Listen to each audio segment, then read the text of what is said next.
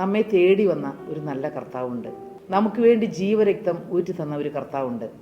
നാം മഹാപാപികളായിരിക്കുമ്പോൾ തന്നെ കർത്താവ് നമുക്ക് വേണ്ടി ക്രൂശിന്മേൽ കയറി.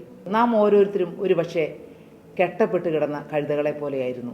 ഒരിക്കലും രക്ഷപ്പെടുവാൻ മാർഗമില്ലാതെ, ഒരിക്കലും ജീവന്റെ വചനം കേൾക്കുവാൻ വഴിയില്ലാതെ, ജീവനുള്ള ദൈവം ആരാണെന്നറിയാതെ, ഈ ദൈവത്തിൻ്റെ സ്നേഹം എന്താണെന്നറിയാതെ എവിടെയോ കിടന്നപ്പോൾ നാം ഈ അന്ധകാരത്തിൻ്റെ കൂരിൽ നിറഞ്ഞതായ ലോകത്തിൽ ദുഷ്ടനായ പിശാചിൻ്റെ അടിമത്തത്തിൽ കിടന്നപ്പോൾ നമ്മെ തേടി വന്ന ഒരു മഹാസ്നേഹം. എന്തുകൊണ്ടാണ് നാം ഹൃദയം നിറഞ്ഞ് കർത്താവിനെ ആരാധിക്കുന്നത്?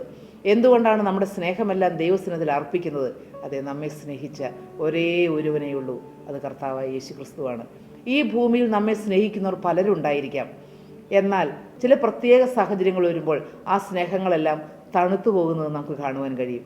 നാം എത്ര പ്രിയപ്പെട്ടവർ എന്ന് പറഞ്ഞാലും ചില സാഹചര്യങ്ങളിൽ ചിലപ്പോൾ ഒരുപക്ഷെ നാം തെറ്റിദ്ധരിക്കപ്പെട്ടേക്കാം, ചിലപ്പോൾ നാം ഒറ്റപ്പെട്ടു പോയേക്കാം, ചിലപ്പോൾ നാം കുറ്റപ്പെടുത്തലുകൾ അനുഭവിച്ചു പോയേക്കാം.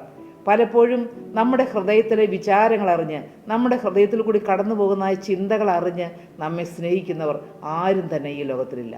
എന്നാൽ നമ്മെ ആയതുപോലെ അറിഞ്ഞുകൊണ്ട് നമ്മെ സ്നേഹിച്ച ഒരുവനുണ്ട്.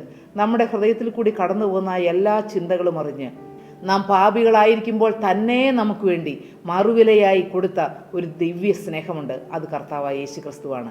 ഈ കർത്താവിന് വേണ്ടി ജീവിതം കൊടുക്കുന്നതാണ് ഒരു മനുഷ്യൻ്റെ ഏറ്റവും വലിയ ഭാഗ്യം.